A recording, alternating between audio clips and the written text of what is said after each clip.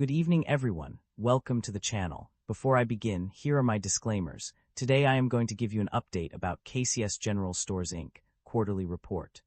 Casey's General Stores Inc. offers a wide range of products and services through its convenience stores across the United States. At the heart of their business are food items, including pizza, donuts, sandwiches, tobacco, and nicotine products, as well as beverages such as soft drinks, energy drinks, coffee, and tea. In addition to these staples, Casey's also provides a variety of snacks, candy, packaged bakery goods, and other specialty items. Their stores also offer motor fuel for sale on a self-service basis, including gasoline and diesel fuel. Customers can also access various services such as ATM transactions, lotto/lottery tickets, and prepaid cards. Beyond these core offerings, Casey's General Stores, Inc. also operates distribution centers to support their business operations. Furthermore, they provide car wash services for customers who need a quick cleanup while on the go. Overall, Casey's has established itself as a one-stop shop for convenience store needs, offering a diverse range of products and services under one roof. Casey's General Stores, Inc. has experienced a remarkable surge in its stock price, rising by 74.68% in the past year. This impressive growth can be attributed to several key factors. Firstly, Casey's strong financial performance has been a major contributor to its stock price increase. The company has consistently reported robust earnings, with diluted EPS increasing by 9% to $14.64 for fiscal year 2025. Additionally, net income and EBITDA have also seen significant growth, reaching record levels of $546.5 million and $1.2 billion respectively. Another crucial factor is Casey's strategic expansion plans.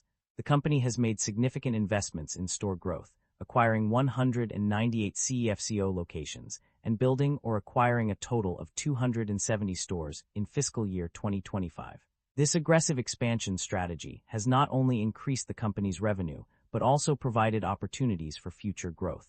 Furthermore, Casey's commitment to shareholder value has been evident through its consistent dividend increases. The company has raised its quarterly dividend by 14% to $0.57 per share, marking the 26th consecutive annual increase. This demonstrates the company's dedication to rewarding shareholders and providing a stable source of income. Lastly, Casey's positive outlook for fiscal year 2026 has also contributed to its stock price appreciation. The company has outlined plans to open at least 80 new stores in fiscal 2026, aiming to reach approximately 500 new locations over its 3-year strategic plan. This ambitious growth strategy is expected to drive future revenue and profitability. In conclusion, Casey's General Stores Inc.'s significant stock price increase can be attributed to a combination of strong financial performance, strategic expansion plans, consistent dividend increases, and a positive outlook for the future. These factors have collectively contributed to the company's impressive growth and solidified its position as a leading convenience store chain. Casey's General Stores, Inc. market capitalization of $25 billion is significantly larger than the average industry peer of roughly $4 billion. This shows that Casey's General Stores, Inc. holds a significant advantage in their industry. Casey's General Stores, Inc. trades at a higher price-to-earnings ratio of 41 times and a higher price-to-book ratio of 6.37 times relative within the industry. This makes the stock appear much more overvalued compared to its peers. However, the broader industry is also trading at elevated valuation levels, suggesting sector-wide optimism rather than company-specific overvalue. Investor should evaluate if the stock is worth its premium price. The leverage on the balance sheet appears elevated, with liabilities of 57% of total assets. This raises some concern, and we should examine the industry and nature of the business to determine whether they justify the elevated leverage. Average liabilities have increased over the past 5 years, which is normal for a growing company. Asset and equity growth have outpaced liabilities, suggesting balanced and healthy expansion. Shareholder equity has expanded consistently over the past 5 years, with growth supported by rising operating income. This suggests the company is profitable and financially sustainable. The share count has increased over the past 5 years, while revenue has continued to grow. This suggests the business may rely on shareholder dilution to fund expansion. Investors should closely monitor whether growth can eventually be sustained without dilution. The income statement shows that the company have been growing its revenue annually and the operating income have been increasing. This shows that the business model works and the business is expanding. The primary drivers of revenue growth or decline for a company can be attributed to several key factors. On the growth side, sales in convenience stores, points issued under loyalty programs, and vendor allowances are significant contributors. Additionally, renewable identification numbers assigned to gallons of renewable fuels produced also contribute to revenue growth. Prepared food and dispensed beverage sales, grocery and general merchandise sales, fuel sales, and new store acquisitions all play a role in driving revenue upwards. Furthermore, strong sales during peak seasons, particularly in the first and second fiscal quarters, are also a major driver of revenue growth. The company's focus on prepared foods, such as whole pizzas and hot sandwiches, and non-alcoholic beverages has also led to increased sales. Moreover, growing demand for alternative fuel options, including EV charging stations and renewable fuels, is another significant contributor. On the decline side, a decrease in average retail price per gallon of fuel is a major driver of revenue decline.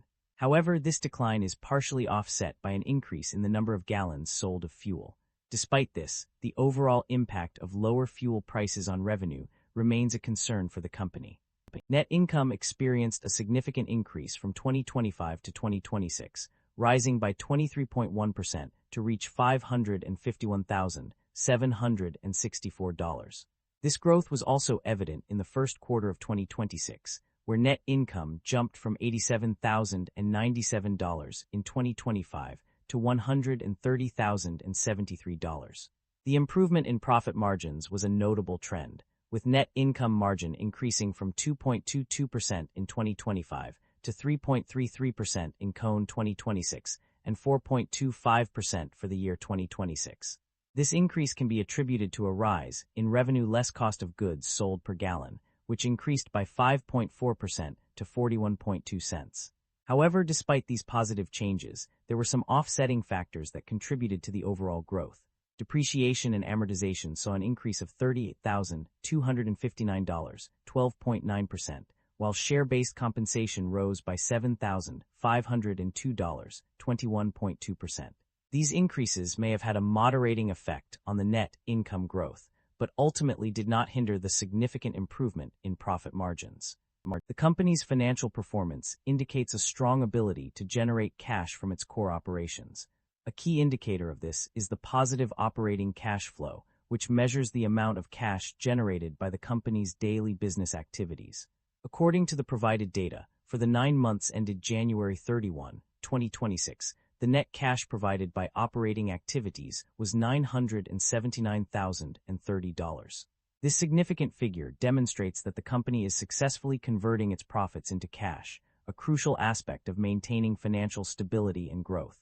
The operating cash flow status is also explicitly stated as positive on page 19, further confirming this conclusion. The company's debt level has undergone significant changes. According to the extracted summaries, long-term debt has increased substantially from an unknown previous value to $2,331,744 as of January 31, 2026. Furthermore, the debt level has risen by a notable $1,100,000. However, there is conflicting information regarding interest expenses. On one hand, interest expenses decreased significantly in the third quarter of fiscal 2026 due to a rate decrease in principal payments. On the other hand, interest expenses increased by $29,621. Despite this inconsistency, it is clear that the company's debt level has seen a notable increase, indicating potential changes in its financial obligations. Management is emphasizing the importance of adapting to changing consumer preferences. To achieve this, they plan to introduce innovative technology for guest interaction. This indicates a focus on enhancing customer experience and staying ahead in the market. In addition to responding to changing consumer needs, management is also prioritizing risk management. They aim to preserve invested funds by limiting default risk, market risk, and reinvestment risk. This suggests that the company is taking a cautious approach to financial management, aiming to mitigate potential losses and ensure stability. The company's financial activities have been notable for their focus on returning value to shareholders. One key aspect of this strategy is the payment of dividends, which indicates a commitment to distributing profits to investors. This decision reflects a desire to reward shareholders and provide them with a tangible return on their investment. In addition to paying dividends, the company has also engaged in share buybacks. This practice involves purchasing back outstanding shares from the market, thereby reducing the total number of shares in circulation. By doing so, the company can increase its earnings per share and make its stock more attractive to investors. Concerns about inventory buildup and supply chain disruption are emerging in the industry. According to a report, there are concerns about inventory buildup on page 5, suggesting that companies may be holding onto too much stock. However, this issue is compounded by potential disruptions to the distribution network, which could impact sales or increase transaction costs. A closer look at the situation reveals that supply chain disruption is also a concern, as mentioned on page 20. This suggests that the root cause of inventory buildup may not just be internal, but rather a broader issue affecting the entire supply chain. As a result, companies must carefully manage their inventory levels and distribution networks to mitigate these risks and ensure smooth operations. That concludes the financial summary for KCS General Stores, Inc. Feel free to comment below, and I will be happy to answer them when possible.